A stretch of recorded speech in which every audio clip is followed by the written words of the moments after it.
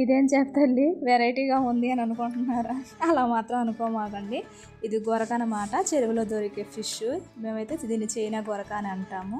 ఇప్పుడు దీన్ని క్లీన్ చేసే ప్రాసెస్ ఎలా ఉండిద్ది అనేది చూపిస్తాను. ఈ ఫిష్ని మ్యాక్సిమం ఫ్రైకి, పిడుపుకి మాత్రం బాగా యూస్ చేస్తారు. నేను మాత్రం దీన్ని కూర వండుదాం అనుకుంటున్నాను. సో మీరు ఈ ఫిష్ని ఏమని పిలుస్తారనేది కామెంట్ చేయండి. మీకు ఇవి దొరుకుతాయా దొరకవా అనేది కూడా కామెంట్ చేయండి. ఈ ఫిష్ని మీకు చేయడం వచ్చా? నాకైతే అస్సలు రాదండి. సో నేను మా అక్క దగ్గరికి అయితే తీసుకువెళ్ళాను. సో తనైతే చేస్తుంది. నాకైతే క్లీన్ చేయడం రాదనమాట. ఈ పులుసులు ఇవన్నీ తీసేది మాత్రం మా అక్కే.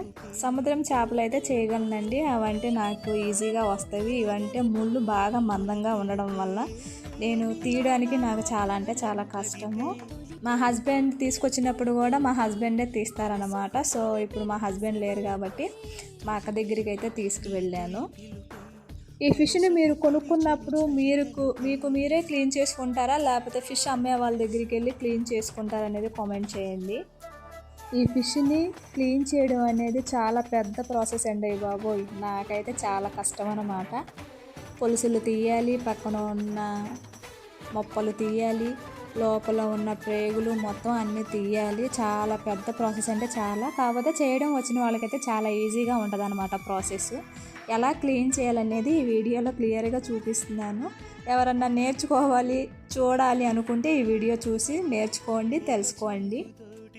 చాలామంది వీడియోస్ని స్కిప్ చేసేసి వెళ్ళిపోతున్నారు. So please guys, please support మీ అండి. లైక్ చేయండి, షేర్ చేయండి, సపోర్ట్ చేయండి, సబ్స్క్రైబ్ కూడా చేసుకోండి. ఈ ఫిష్తో మీరు ఏమేమి చేస్తారు అనేది కామెంట్ చేయండి. ఫ్రై చేసుకుంటారా, పిడుగు చేసుకుంటారా, కర్రీ చేసుకుంటారా అనేది కామెంట్ చేయండి. ఫిష్ని క్లీన్ చేసే ప్రాసెస్ అంతా అయిపోయిందనమాట. ఇప్పుడు ముక్కలు కట్ చేసుకునే ప్రాసెస్.